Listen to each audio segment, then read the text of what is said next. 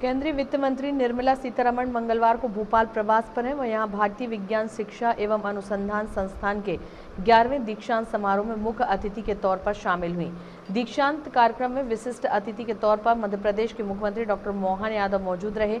समारोह की अध्यक्षता संस्थान के निदेशक प्रोफेसर गोवर्धन दास ने की। दीक्षांत समारोह के मंच पर भोपाल सांसद आलोक शर्मा भी उपस्थित रहे। कार्यक्रम में केंद्रीय वित्त मंत्री निर्मला सीतारमण ने प्रतिभावान छात्र छात्राओं को प्रशस्ति पत्र व मेडल प्रदान कर उन्हें उज्जवल भविष्य की बधाई एवं शुभकामनाएं दी। सीएम डॉक्टर मोहन यादव ने भी डिग्रियां प्रदान की। कुल 442 विद्यार्थियों को डिग्रियां बांटी गईं। इस मौके पर मुख्यमंत्री डॉक्टर मोहन यादव ने अपने संबोधन में कहा, भारत अपनी ज्ञान परंपरा का अनुसरण करते हुए विश्व गुरु बनने के मार्ग पर अग्रसर है। संपूर्ण विश्व तेजी से ज्ञान आधारित अर्थव्यवस्था में परिवर्तित हो रहा है। पेट्रोल को औद्योगिक क्रांति की धुरी माना जाता है, लेकिन ज्ञान 21वीं सदी की अर्थव्यवस्था का आधार है।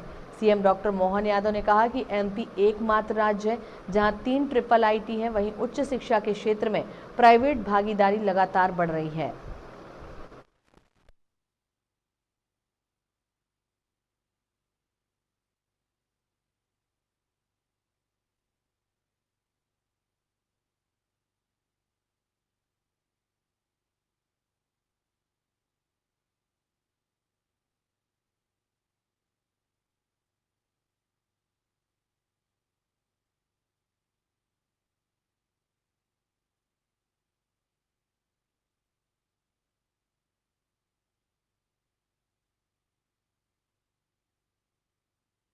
अठारहवीं शताब्दी हम सबके लिए अगर इन कपास, मसाला और इसके कारण से जानी जाती थी, लेकिन 19वीं शताब्दी में पेट्रोल ने जो अपना मुकाम हासिल किया है, जिसके कारण से बदलते दौर में दुनिया के अंदर एक नया प्रकार का करवट लेता हुआ समाज दिखाई दिया है। लेकिन आज मैं गारंटी दे सकता हूं 21वीं शताब्दी में नॉलेज के माध्यम से जो भूमिका पेट्रोल की थी, आधुनिक समय में वही भूमिका नॉलेज की होने वाली है।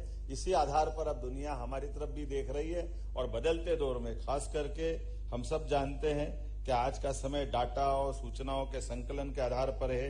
एनालिटिक्स का अब जिस प्रकार का समय आया है, अब हमको उसी तरह से बढ़ने की जरूरत है और उसमें हमारे लिए आपके जैसे संस्थान की बहुत महती भूमिका है, बड़ी भूमिका है। मैं आपको बधाई देना चाहूंगा। लेकिन ऐसे जैसे मैंने कहा है कि हमारे यहाँ आज भी आइंस्टीन ने कहा है कि गति में गति, प्रकाश की गति सबसे तेज होती है, ये हम जानते हैं। लेकिन काल के प्रवाह में एक उदाहरण है, रामायण काल के अंदर झांकने वाले एक ऐसे ऋषि का काकभूषुंडी जी, जिनके लिए कहा जाता है कि काकभूषुंडी जी की गति कितनी तेज थी।